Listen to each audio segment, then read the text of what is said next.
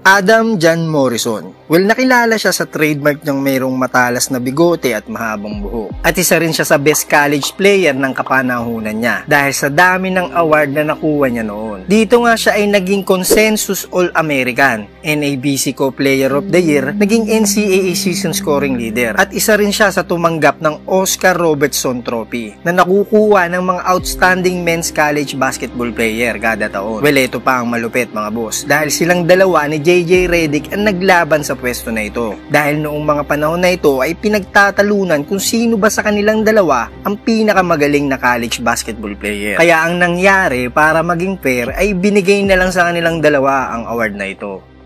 Marami ang nag-akala na pagpasok niya sa NBA ay magiging superstar siya, pero kabaligtaran ang nangyari. Dahil isa siya sa mga college player na hindi nag-stand out ang career pagpasok sa NBA. At natawag pa si Adam na isa sa mga drop bust ng kanyang batch. Pero ang lahat ng ito mga boss ay may malalim na dahilan kung bakit nangyari ito, na malalaman nyo sa video natin na ito.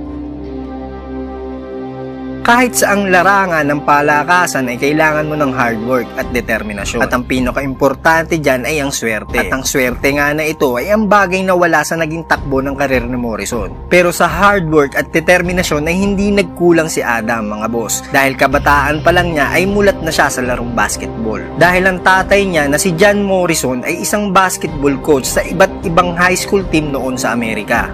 Nasa grade 4 pa lang noon si Adam nang tumigil na sa pagkukus ang kanyang ama at lumipat sila sa Spokane, Washington. Dito ay naging ballboy pa siya ng Gonzaga hanggang siya ay mag-grade 8. Dahil sa taglay na tangkad ay naimbitahan siya na umaten sa training camp ng Gonzaga at dito na-discover na mayroon pala siyang type 1 diabetes. Ito yung diabetes na hindi mo kasalanan, na natural nang nasa iyo pagkapanganak mo pa lang.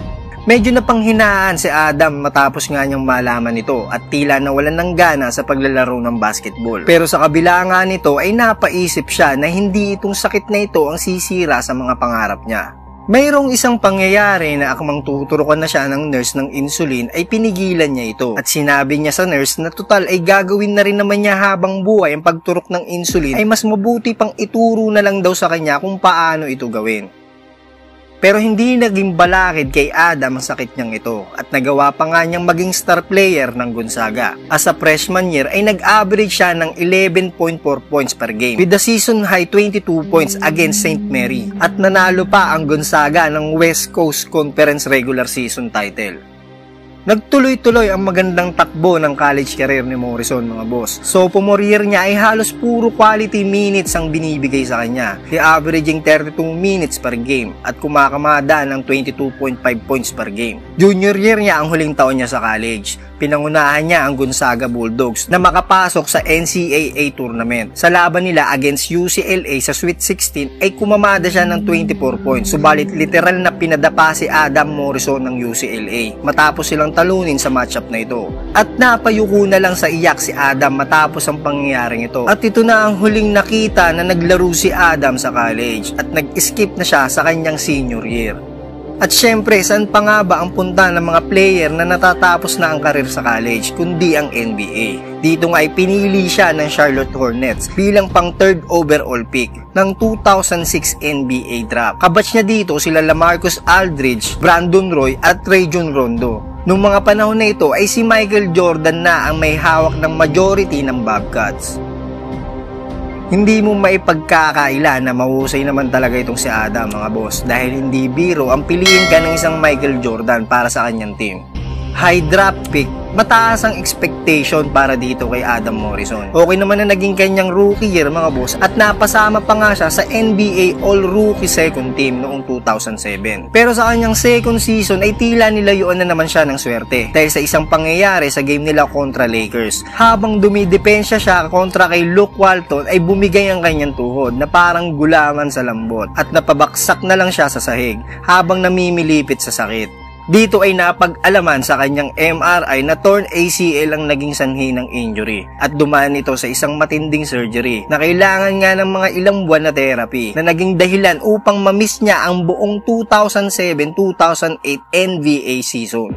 Sadyang minala si Morrison ng panahon na ito dahil sa tindi ng injury na kanyang natamo, tila napaisip ang management ng Bobcats at gumawa sila ng hakbang na ikagugulat at ikalulungkot ni Morrison na isang desisyon na babago sa takbo ng karir niya sa NBA, na ang desisyon na ito ay nanggaling mismo kay Michael Jordan na tuluyan ng putulin ang kontrata ni Morrison sa kanila, na naging malaking dagok ito para sa kanya, na nagka-injury ka na nga ng malala tapos wala ka na palang team na mababalikan.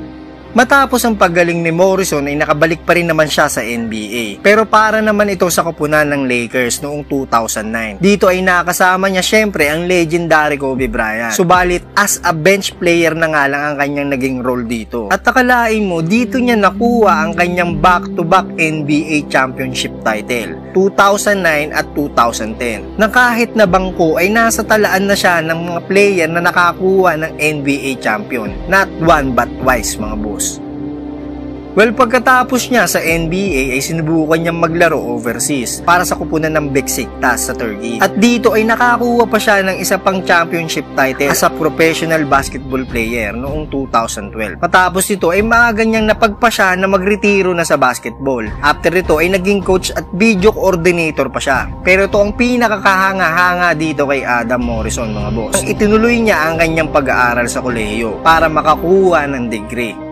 Sa ikli ng karir niya sa NBA ay masasabi mo ang kamalasang pinagdaanan ni Adam Morrison ay isa sa nagpatibay at bumuo sa kanyang pagkatao, dahil inilaban pa rin niya ang kanyang pangarap na maging isang NBA player despite sa karamdaman niya na dala-dala na niya mula pagkabata at ang injury na tuluyang sumira sa magandang laro ni Morrison. Pero gaya nga ng isang tula, huwag ipilit kung hindi tugma.